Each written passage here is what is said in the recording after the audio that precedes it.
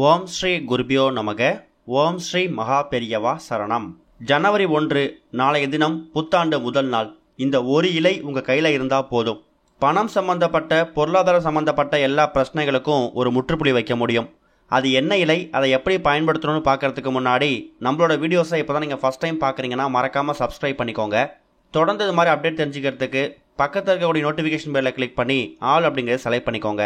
இப்போ என்ன இலையை புத்தாண்டு அன்னைக்கு எப்படி பயன்படுத்தணும் அப்படிங்கிறத பற்றி தெளிவாக தெரிஞ்சுக்கலாம். ஒரு நாளும் பிறக்கும் பொழுது புதுசாகவே பிறக்குது.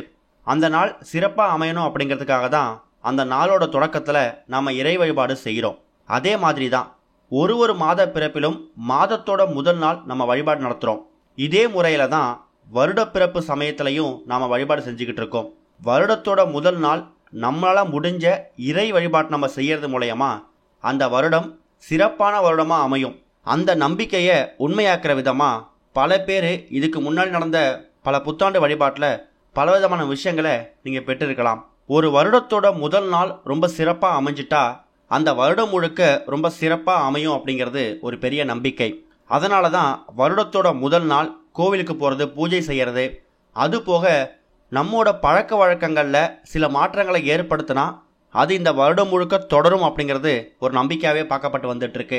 சில பேர் தீய பழக்கங்களை கைவிடுறத ஒரு வழக்கமாக வைப்பாங்க புத்தாண்டு தினத்தன்னைக்கு. இன்னும் நிறைய பேர் ஏதாவது ஒரு நல்ல விஷயத்தை ஆரம்பிக்கணும் அப்படிங்கிறதுக்காக அதுக்கான முயற்சி எடுப்பாங்க. இது ரெண்டுத்தில் எது செஞ்சாலும் அது பெரிய விஷயம்தான். இது போக புத்தாண்டு தினத்தில் நீங்கள் அதிகாலை எழுந்து சுத்தபத்தமாக குளிச்சுட்டு வீட்டோட பூஜை அறையில் பிரம்ம முகூர்த்த வேலையில் பூஜை நடத்தணும். இந்த புத்தாண்டு அப்படிங்கிறது, அதாவது இந்த ஆங்கில புத்தாண்டு வருடம் மார்கழி மாதத்தில் தான் பிறக்கும். இந்த மார்கழி மாதம் அப்படிங்கிறதே தெய்வீக வழிபாட்டுக்கு பயன்படுத்தக்கூடிய ஒரு மாதம் தான். இந்த மாதத்தில் நீங்கள் செய்யக்கூடிய ஒரு பூஜை முறைகளும் உங்களுக்கு பலவிதமான நன்மைகள் கொண்டு வந்து சேர்த்துடும். தேவர்கள் அவங்களோட இறை வழிபாட்டுக்கு பயன்படுத்தக்கூடிய பிரம்ம முகூர்த்த வேலையாக இருக்கக்கூடிய இந்த ஒரு மார்கழி மாதத்தில் வருடம் பிறக்கக்கூடிய இந்த புத்தாண்டு இருக்குல்ல, அந்த புத்தாண்டு பிறக்கக்கூடிய அந்த ஒரு நாளை நம்ம தவற விடவே கூடாது. உங்கள் வீடு பக்கத்தில் சின்னதாக ஒரே ஒரு விநாயகர் கோவில் இருக்கா, இல்லை மரத்தடியில் ஒரே ஒரு மாரியம்மன் கோவில் சிலை இருக்கா, அங்கே போயிட்டு ஒரே ஒரு கற்பூரம் ஏற்றிட்டு உங்கள் குடும்பத்துக்காகவே வேண்டிட்டு வாங்க. அதுவே ஒரு பெரிய புண்ணியம்தான். பொதுவாகவே கெட்டதை நினைக்கிறது, கெட்ட விஷயங்களை பேசுறது தவிர்க்கிறது நல்லது. அதுலேயும் புத்தாண்டோட முதல் நாள், வருடத்தோட முதல் நாள் எந்த விதமான தீய எண்ணங்களையும் மனசில் வச்சுக்காம, யார் மேலேயும் கோவப்படாமல், தேவையில்லாத வார்த்தைகள் பேசாமல், இறை நம்பிக்கையோடையும் இந்த வருடம் நமக்கு நல்லதாகவே நடக்கும் அப்படிங்கிற பாசிட்டிவ் திங்கிங், அதாவது நேர்மறை எண்ணங்களோடய நீங்கள் இருக்கும் பொழுது பிறந்திருக்கக்கூடிய இந்த வருடம் உங்களுக்கு பலவிதமான மாற்றங்களை ஏற்படுத்தும். அதிகமாக கோவப்படக்கூடிய நபர்களாக இருந்தீங்கன்னா கோவிலுக்கு போயிட்டு ஒரு அரை மணி நேரத்துலேருந்து 1 மணி நேரம் வரைக்கும் தியானம் பண்ணிட்டு வாங்க. அதுவே உங்களுக்கு இந்த வருடம் முழுக்க ஒரு பழக்கமாயிடும். அது மூலயமா கோபம் அப்படிங்கிற விஷயம் இந்த வருடம் உங்கள் வாழ்க்கையிலேருந்து விலகிடும். கூடவே இந்த வருடத்தோட முதல் நாள் தான தர்மங்கள் செய்யறதுக்கும் பயன்படுத்திக்கோங்க. நீங்கள் அதிகமாக தான தர்மங்கள் செஞ்சீங்கன்னா அது மூலயமா புண்ணிய கர்மாக்கள் உங்களுக்கு வந்து சேரும். அது மூலயமா நீங்கள் அதிகமாக செல்வம் சேர்க்க முடியும். நீங்கள் அதிகமாக செல்வம் சேர்த்தாதான் நீங்கள் 4 பேருக்கு தானம் பண்ண முடியும். இது போக இப்போ நாம் சொல்லக்கூடிய இந்த ஒரு இலை இருக்குல்ல, இது ரொம்ப எளிதாக எல்லார் வீடு பக்கத்துலேயும் இருக்கக்கூடிய நாட்டு மருந்து கடைகளில் கிடைக்கக்கூடிய ஒரு பொருள் தான்.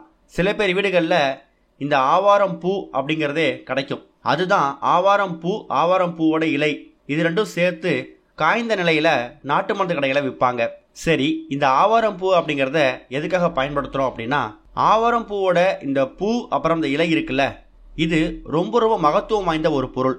உதாரணத்துக்கு சொல்லணும்னா, அட்சய திருதியை மாதிரி சில முக்கியமான நாட்கள் இருக்குல்ல, தங்க நகைகள் வாங்கணும் அப்படிங்கிற நாட்கள், அந்த மாதிரியான நாட்களில் நீங்கள் ஆவாரம் பூவை வாங்கிட்டு வந்து வீட்டில் வச்சிங்கன்னா தங்கம் வாங்கினதுக்கான ஒரு பலனை நீங்கள் இந்த ஒரே ஒரு பூ மூலயமா பெற முடியுமா? நிறைய பேர் வீடுகளில் இந்த ஆவாரம் பூ அதோட இலை எல்லாமே வீட்டில் செடி மரம் இருக்கும். அப்படிப்பட்டவங்க அதை பறித்து காய வச்சுக்கலாம்.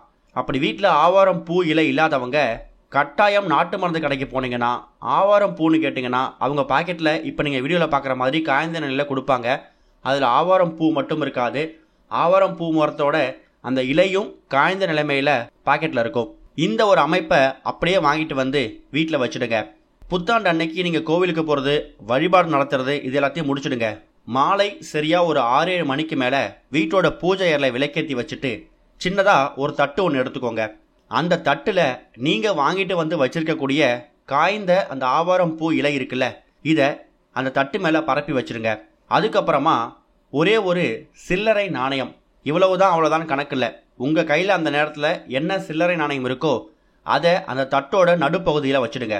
வச்சுட்டு உங்களோட குலதெய்வம் இஷ்ட தெய்வத்தை மனசார வேண்டிக்கோங்க. புத்தாண்டு பிறக்கக்கூடிய நாளைய தினம் இருக்குல்ல, அது புதன்கிழமை. புதன்கிழமை அப்படிங்கிறது விநாயகருக்கு ரொம்ப உகந்த ஒரு நாள். எந்த காரியத்தை தொடங்கினாலும் அதுக்கு விநாயகரோட அனுகிரகம் நமக்கு பரிபூர்ணமாக தேவைப்படுது. அதனால விநாயகரை வேண்டிக்கோங்க. அடுத்ததா புதன் பகவான் புத்திகாரகன், நமக்கு திறமை ஆற்றலை வேலை செய்யறதுக்கான நல்ல அனுபவங்களை கொடுக்கக்கூடியவர் இந்த புதன் பகவான். அவரை வேண்டிக்கோங்க. அவரை வேண்டிக்கிட்டீங்கன்னா பிறக்கக்கூடிய இந்த புது வருடத்துல நீங்க பார்க்கக்கூடிய வேலை, செய்யக்கூடிய தொழில் எல்லாத்துலேயும் நல்ல முன்னேற்றம், உத்வேகம், ஒரு உற்சாகம் ஏற்பட்டு தொழில விருத்தி ஏற்படும். வேலை செய்யக்கூடிய இடத்துல நல்ல முன்னேற்றம் கிடைக்கும். உத்தியோக உயர்வு, ஊதிய உயர்வு கிடைக்கும். இப்படி எல்லா தெய்வங்களையும் மனசார வேண்டிக்கிட்டு சின்னதாக தட்டு மேலே வச்சிருக்கக்கூடிய அந்த ஆவாரம் பூவையும் அந்த சில்லறை நாணயத்தையும் பூஜை அறையில் ஒரு அரை மணி நேரம் வச்சுடுங்க. அதுக்கப்புறமா புதன்கிழமையில புதன் ஹோரை அப்படிங்கிறது இரவு 8 மணி 9 மணி வரைக்கும் இருக்கும். இதை ஏன் நம்ம புதன்கிழமையில செய்யறோம்னா வேற வழி இல்லை. ஏன்னா புத்தாண்டு புதன்கிழமையில தான் பிறக்குது. அதனால புதன் ஹோரை 8 மணி 9 மணி வரைக்கும் இருக்கு.